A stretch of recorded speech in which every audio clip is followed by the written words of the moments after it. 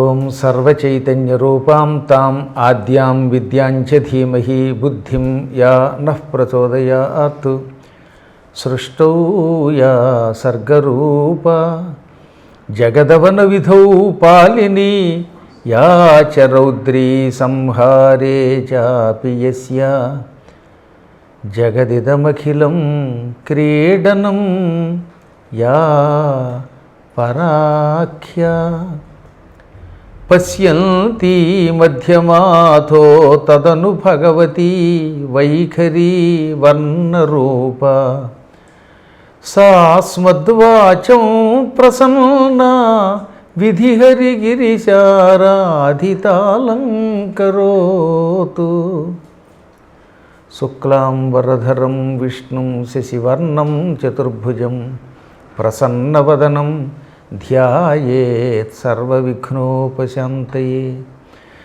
వందే గురుపదద్వంద్వమవాంగ్మానసగోచరం రక్తశుక్లప్రభామిశ్రమతర్క్యం త్రైపురం మహః నారాయణం నమస్కృత్య నరం చైవ నరోత్తమం దేవీం సరస్వతీం వ్యాసం తతో జయముదీరయేత్. అత్యంత పవిత్రమైన శ్రీమన్ మహాభారత కథ నైమిషాఖ్యారణ్యంలో సౌనకాదులకు సూతుడు చెబుతున్నాడు. అందులో భాగంగా వాడు కథ వింటూ చివరికి వినతాకద్రువుల పందెం ఎలా పరిణమించిందో చెప్పడం మొదలుపెట్టాడు. కద్రువ శాపానికి భయపడిన కర్కోటకుడు లాంటి కొంతమంది నల్లని రూపంతో ఉండే పాములు రాత్రికి రాత్రి బయలుదేరి క్షీర సముద్రం దగ్గరికి వెళ్ళారు. అక్కడ విహరిస్తున్న ఉచ్చైశ్రవం అనే గుర్రం తోకకున్న వెంట్రుకల్ని ఒక్కొక్కటి అలా కరిచి పట్టుకున్నాయి. ఆ తోకే పెద్దది, దాని వెంట్రుకలు కూడా పెద్దవి. ఆ వెంట్రుకలను ఒక్కొక్క ఒక్కొక్క నల్లతాసుపాము పూర్తిగా అలా మింగి పట్టుకున్నాయి అన్నమాట. పావులు ఎంత పొడుగున్నదాన్నైనా మింగగలుగుతాయి.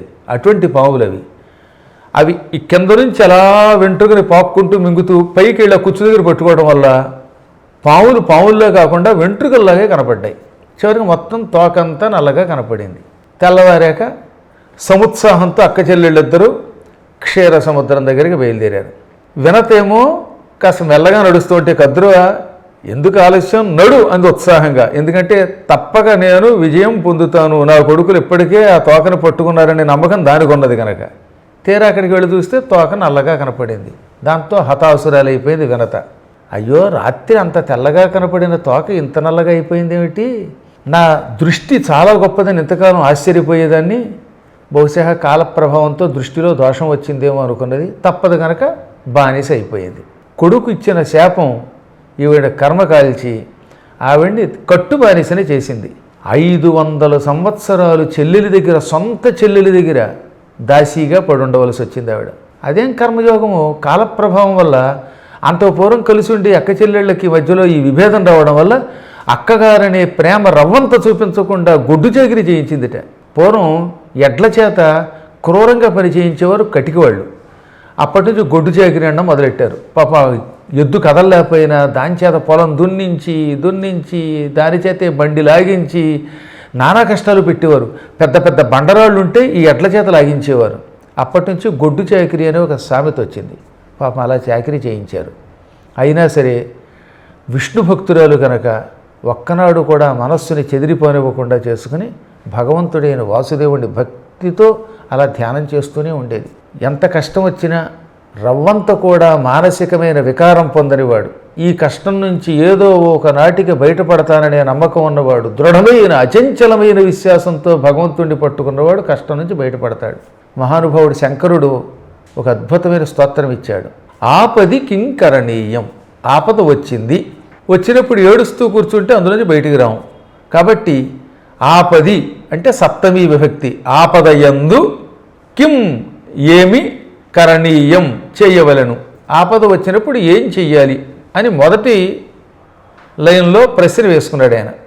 దీనికి ఆర్యాఛందస్సు అని పేరు. ఆర్యాఛందస్సే తెలుగులో కొద్దిగా మారిస్తే కంద పద్యం అయిపోతుంది. ఈ పద్యంలో ఆయన ఏమన్నాడు? ఆపద యందు ఏమి చెయ్యవలను అని మొదటి పాదంలో ప్రశ్న, రెండో పాదంలో సమాధానం, మళ్ళీ మూడో పాదంలో ప్రశ్న, నాలుగో పాదంలో సమాధానం, అలా రాశాడు ఆయన. ఆపది కింకరణీయం కరణీయం స్మరణయుగళమంబాయా స్మరణీయం చరణయుగళమంబాయా తత్స్మరణం కిం కురుతే బ్రహ్మాదీనపి చ కింకరీకురుతే. ఆపద వచ్చినప్పుడు ఏం చేయాలి? వెంటనే రెండో పదంలో ఏమన్నాడు? ఏడుస్తూ కూర్చోకుండా అమ్మవారి రెండు పాదాలు భక్తితో ప్రార్థించు, అమ్మని స్మరించు. మళ్ళీ మూడో పాదంలో తత్స్మరణం కిం కురుతే, అమ్మని స్మరించన్నో ఆ స్మరణ ఏం చేస్తుంది? నాలుగో పాదంలో మళ్ళీ సమాధానం బ్రహ్మాదీనపిచ కింకరీకురుతే, బ్రహ్మ వంటి దేవతలను కూడా నీకు దాసులను చేస్తుంది, కింకరులను చేస్తుంది. ఇదేంటండి ఆపద వస్తే ఏం చెయ్యాలి అంటే అమ్మవారి రెండు కాళ్ళు ధ్యానించంటావు, ఆపదకి అమ్మవారి పాదాల ధ్యానానికి సంబంధం ఏమిటని మళ్ళీ అడిగితే బ్రహ్మ వంటి వాళ్ళు సేవకులు అవుతారు అంటావు, నాకు ఈ బ్రహ్మగారు సేవకుడు అవ్వడం ఎందుకు, నాకు కావలసింది ఆపద నుంచి బయటపడడం అంటావేమో, దానికే ఇందులో వ్యాఖ్యానం అంతా ఉంది అన్నారు. ఆపదలకు మూల కారణం ఏమిటి? మనం పూర్వజన్మలోనో ఈ జన్మలోనో చేసిన పాపం. పూర్వజన్మలో చేసిన పాపాన్నేమో పూర్వవాసన అంటారు, పూర్వకర్మ ఫలం. ఈ జన్మలో కూడా ప్రతి 10 ఏళ్లకోసారి మనం చేసే పాపపుణ్యాలు తర్వాత 10 ఏళ్లలో అనుభవిస్తాం. అదే దశ తిరుగుట అంటే. అసలు దశ అది. శుక్ర మహాదశ, శని మహాదశ కంటే కూడా పవర్ఫుల్ ఏంటంటే ప్రతి 10 ఏళ్లకోసారి మన జాతకం మారుతుంది. ఉదాహరణకి పద్మాకర్ గారు అనే ఆయన పుట్టిన దగ్గర నుంచి 10 ఏళ్ల వరకు పాపమో పుణ్యమో చేస్తే ఈ పాపపుణ్యాల ఫలం రాబోయే 11 నుంచి 20 ఏళ్ల మధ్యలో అనుభవిస్తాడు. మళ్ళీ 21 నుంచి 30 మధ్యలో చేసిన పాపపుణ్యాలు 31 నుంచి 40 మధ్యలో అనుభవిస్తాడు. అలా ప్రతి 10 ఏళ్లకోసారి ఈ పాతకర్మ రాబోయే 10 ఏళ్లలో అనుభవిస్తాం. దానిని కూడా దశ తిరుగుట అంటారు. అందుకే ఒళ్ళు దగ్గర పెట్టుకుని పనులు చేయాలి. ఇవాళ నాకేదో వాహనాలు గృహాలు వచ్చాయంటే ఎంతో పూర్వం ఒక 10 ఏళ్ల క్రితం నేను చేసిన పుణ్యకర్మ. ఇవాళ నాకేదో గాయమో ఇంకో బాధ వస్తే ఆ సమయంలో నేను చేసిన పాపం. కొన్ని వెంటనే అనుభవిస్తాం, కొన్ని 10 ఏళ్ల తర్వాత అనుభవిస్తాం. మేము చాలా కాలం క్రితం ఒక 10 సంవత్సరాల పాటు ఎన్నో తీర్థయాత్రలు కాలినడకని తిరిగాం. అప్పుడేం జరిగింది? ఓసారి మంచి వర్షాకాలంలో కాలినడకన ఏలూరు నుంచి ద్వారకా తిరుమల వెడుతూ ఉంటే పెద్ద కారు అటు బయ్యని పక్క నుంచి వెళ్ళిపోయింది. జనం చెయ్యెత్తుతూనే వినిపించుకోకుండా స్పీడ్గా వెళ్ళిపోయాడు. ఆ నీళ్లు మా మీద పడ్డాయి. అప్పుడు మా వాళ్ళలో ఒకడు అన్నాడు, ఏం కర్మండి, మనమేమో ఇలా నేల మీద తిరుగుతున్నాం, వాడెవడో కారుల్లో తిరుగుతున్నాడు అంటే నేను నవ్వి, నీకు కారు కావాలని కోరిక ఉంది కదా, పాదయాత్ర ప్రభావం, నీకు కారు వచ్చి తీరుతుంది. ఇన్ని కార్లు ప్రపంచంలో ఉన్నాయి, ఒక కారు నీ పేరు మీద రిజిస్ట్రేషన్ అవ్వాలి అంతే కదా అన్నాను. ఏడాది తిరగకుండా వాడికి కారు వచ్చింది. ఇప్పుడు హాయిగా కారు కొనుక్కున్నాడు. ఇది ఎప్పటి మాట? 1996-98 మధ్యలో. ఈ మధ్యకాలంలో 10 కార్లు మరిచాడు. ద్వారకా తిరుమల పాదయాత్ర అనే ఒక తపస్సు చేస్తున్నప్పుడు ఒక్క కారు కావాలని కోరితేనే వాడికి ఇన్ని కార్లు వచ్చాయే. అటువంటప్పుడు ఆపద వచ్చినప్పుడు ఆ కష్ట సమయంలో భగవంతుడిని భక్తితో ప్రార్థిస్తే ఎందుకు రాకుండా ఉంటాయి? నమ్మకంతో చెయ్యాలి, భక్తితో చెయ్యాలి. ఇదంతా ఎందుకు చెప్తున్నానంటే ఇప్పుడు భగవంతుడు ఏం చేస్తాడనమాట, ఈ 10 ఏళ్ళు పుణ్యం చేస్తే అప్పుడు నీ నుదుటి రాతలో మార్పు చేస్తాడు. రాబోయే 10 ఏళ్లలో సుఖం అనుభవించు అంటాడు. బ్రహ్మ రాసిన రాత ఈ ప్రపంచంలో ఎవరు మార్చలేరు. లలాట లిఖిత రేఖ పరిమార్ష్టం న శక్యతే. నుదుట బ్రహ్మచేత రాయబడిన రాతని మార్చటం ఎవడి వల్ల కాదు. ఈ రాత మార్చుకునే శక్తి నీ దగ్గర ఉన్నది. ఎలా ఉన్నది? ఈ ఆపద వచ్చినప్పుడు ఏడవడం కాకుండా భక్తితో అమ్మవారిని ధ్యానం చెయ్యి. అప్పుడు ఏం చేస్తుంది అమ్మ? బ్రహ్మని నీకు సేవకుడిని చేసింది. అదనమాట ఆఖరి పాదం యొక్క అర్థం.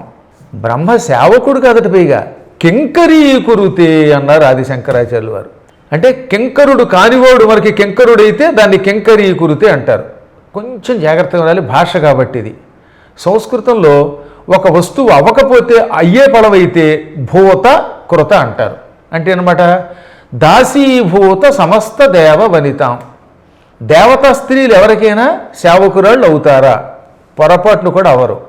అవ్వని వాడు మనకి సేవకుడైతే దాన్ని దాసీభూత లేక దాసీకృత, రాశీభూత లేక రాశీకృత, కింకరీభూత లేక కింకరీకృత. అంటే వాడు ఎప్పుడు కింకరుడు అవడు.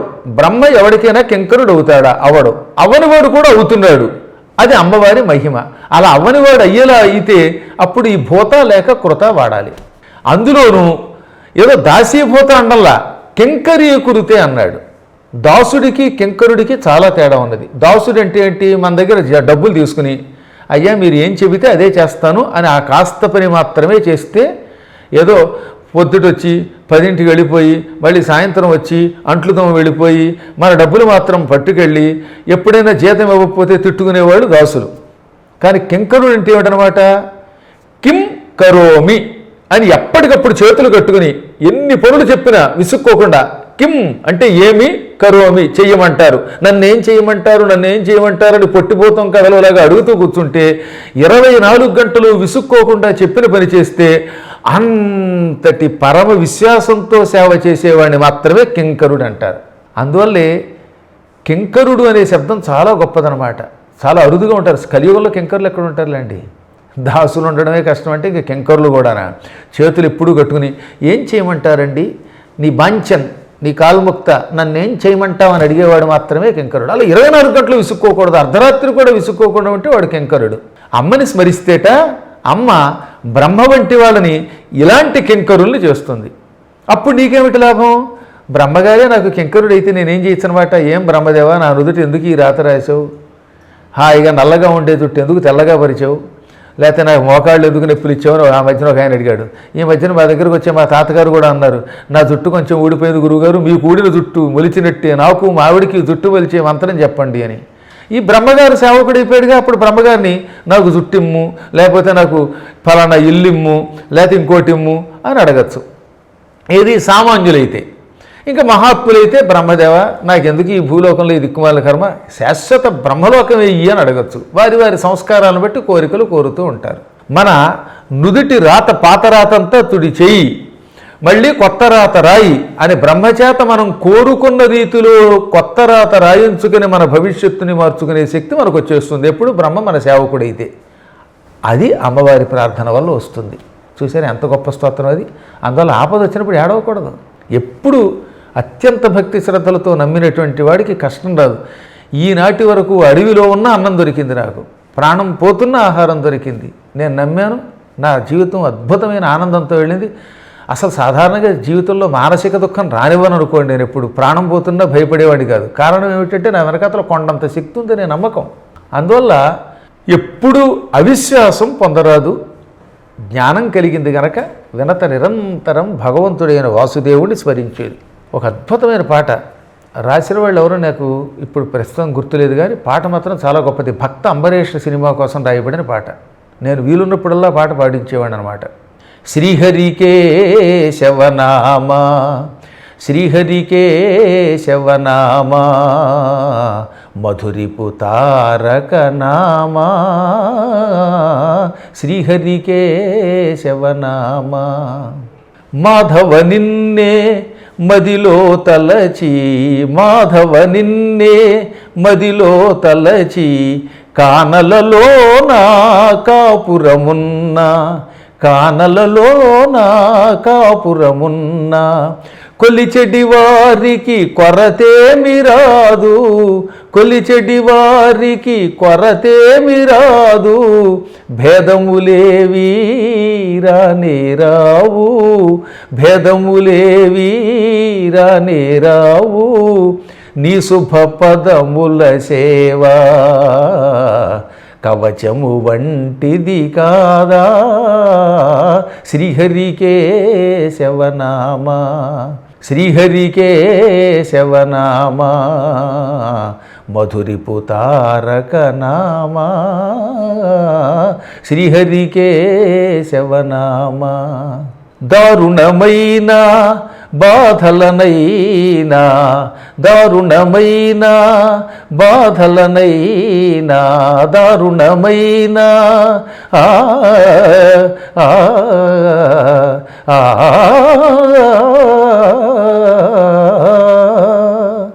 దారుణమైన బాధలనైనా తునిమెడి బాణము నీ తిరునామము తునిమెడి బాణము నీ తిరునామము భాగ్యములందు పెను బాధలందు భాగ్యములందు పెనుబాధలందు దాసుల నీవు వీడవు స్వామి, దాసుల నీవు వీడవు స్వామి, కోరిన వరములనన్నీ వసగెడివాడవు కావా, శ్రీహరికేశవనామా,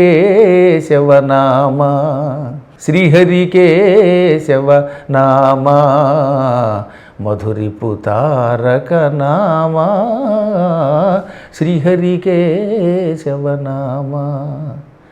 ఎంత అద్భుతమైన నమ్మకం! మాధవ, నిన్ను తలుచుకొని భయంకరమైన కేకారణ్యంలో కొలువున్నప్పటికీ అక్కడ కాపురం పెట్టినా కోరిన వాళ్ళకి ఏ విధమైన కొరత రాదు. వేళకింత భోజనం వస్తుంది, సౌఖ్యాలు వస్తాయి, ఎలా ఉన్నా సుఖపడతారు. దానికి ఉదాహరణ పాండవులే. ఎప్పుడైనా 12 ఏళ్ల అరణ్యవాసంలో అన్నం లేక బాధపడ్డారా? అక్షయపాత్ర దొరికింది. అసలు నన్ను అడిగితే హస్తినాపురంలో కంటే అక్కడే హాయిగా ఉన్నారు, ఇంద్రప్రస్థంలో కంటే సుఖంగా ఉన్నారు. పోని విరాటరాజు గారి కొలువులో మాత్రం ఏ లోటు వచ్చింది? భీముడు హాయిగా వండుకుంటూ తనకు కావలసిన 1000 కేజీల బస్తాల బియ్యంతో పులిహోర వండుకు తిన్నాడు, మంచి భోజనాలు చేశాడు. ఏదో మధ్యలో కీచకుడి బాధ ఒకటి లేకపోతే ఇంకా సుఖంగా ఉండేవారు. కాబట్టి కష్టాల్లో కూడా సుఖం పరమాత్ముని యొక్క అనుగ్రహం వల్ల లభిస్తుంది. ఎటువంటి దారుణమైన బాధనైనా, ఈతి బాధనైనా నరికి అవతల పారేసే పవిత్ర బాణం, దివ్య బాణం భగవన్నామము. అందువల్ల నిత్యం మాధవ, కేశవ, దామోదర, సంకర్షణ, వాసుదేవ, ప్రద్యుమ్న అంటూ తలుచుకుంటూ వినతాదేవి ఆత్మబలంతో 500 సంవత్సరములు గడిపింది. 500 ఏళ్ళు బానిసగా బతకడం అంటే మాటల